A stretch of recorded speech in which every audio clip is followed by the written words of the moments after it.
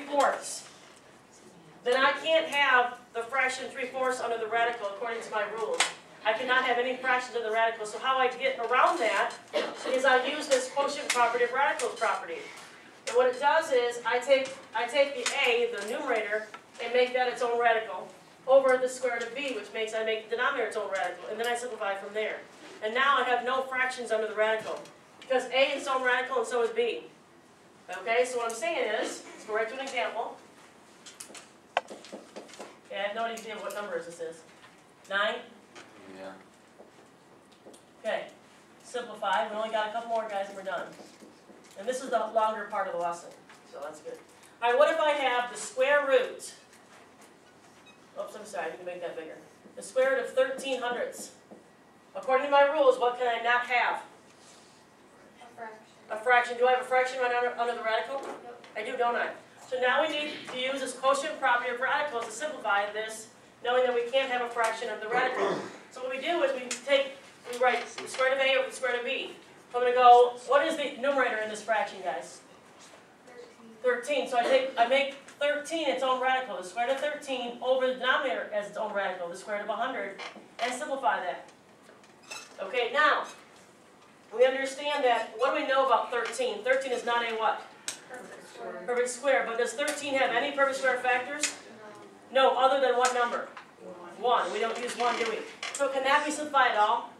No. So let's just rewrite the square root of 13 on the top. But what about 100? Yeah. Is 100 a perfect square?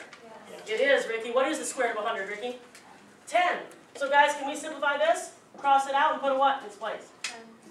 And are we done? We're done. Okay, let's do one more of these. See if we can. We might end after we do 1 or 2 of these. Okay. How about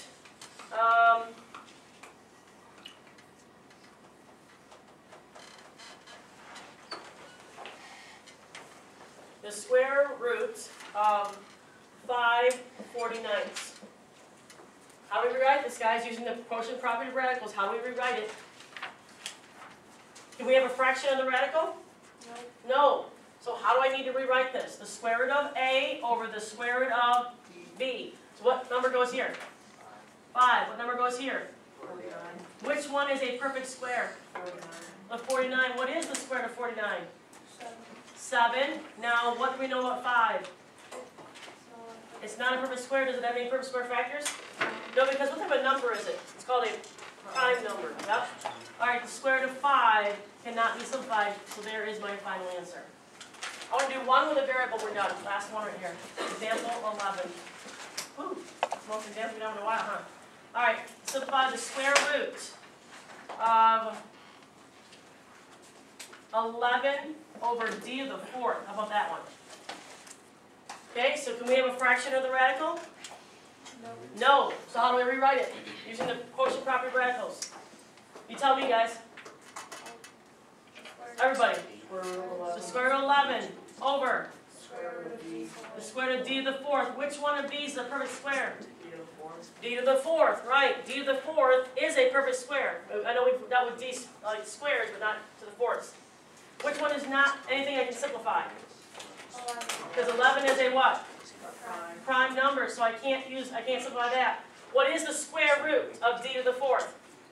D squared. D squared, and you can't do anything more with that. You can't take the square root again of d because you already take the square root and it's eliminated. And there is my answer. And I'm stopping there because we did a lot. Yeah.